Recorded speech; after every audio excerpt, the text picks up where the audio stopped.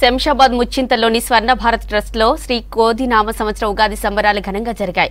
ఈ కార్యక్రమంలో మాజీ ఉపరాష్ట్రపతి వెంకయ్య నాయుడు, గవర్నర్ రాధాకృష్ణన్, కేంద్ర మంత్రి కిషన్ రెడ్డి ముఖ్య అతిథులుగా పాల్గొన్నారు. ముందుగా స్వామి వివేకానంద విగ్రహానికి పూలమాలలు వేసి నివాళులర్పించారు. అనంతరం జ్యోతి ప్రజ్వలన చేసి శ్రీ క్రోధి నామ సంవత్సర ఉగాది సంబరాల కార్యక్రమాన్ని ప్రారంభించారు.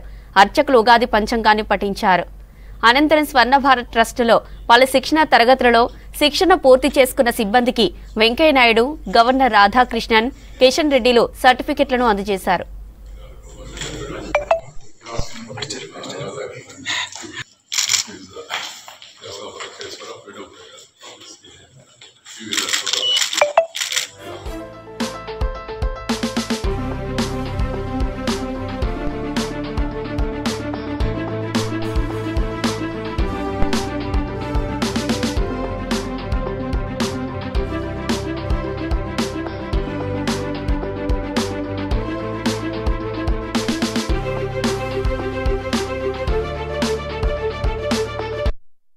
ధర్మబద్ధంగా జీవితంలో ముందుకు సాగాలన్న విషయాన్ని కూడా మనకి ఉగాది తెలియజేస్తోంది.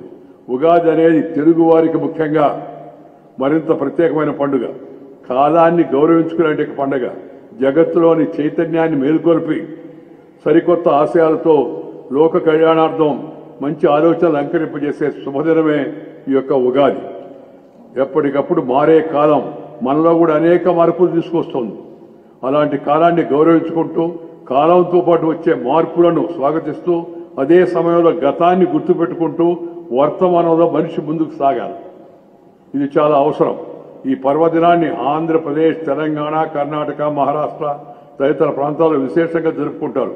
ఇది యుగాది భారతదేశంలో అనేక రాష్ట్ర ప్రజలు నూతన సంవత్సరాది ఏ పేరుతో పిలుచుకున్నా, ఏ సమయాన్ని పురస్కరించుకుని జరుపుకున్నా ఈ పండుగల యొక్క పరమార్థం కాలాన్ని గౌరవించడమే. అందరూ కలవడం, సుఖ సంతోషాలు కబురు చెప్పుకోవడం, మంచి చెడ్డలు బేరీజు వేసుకోవడం, ఆ తర్వాత మంచి మనసుతో కలిసి ముందుకు వెళ్ళడం, అది పండగ.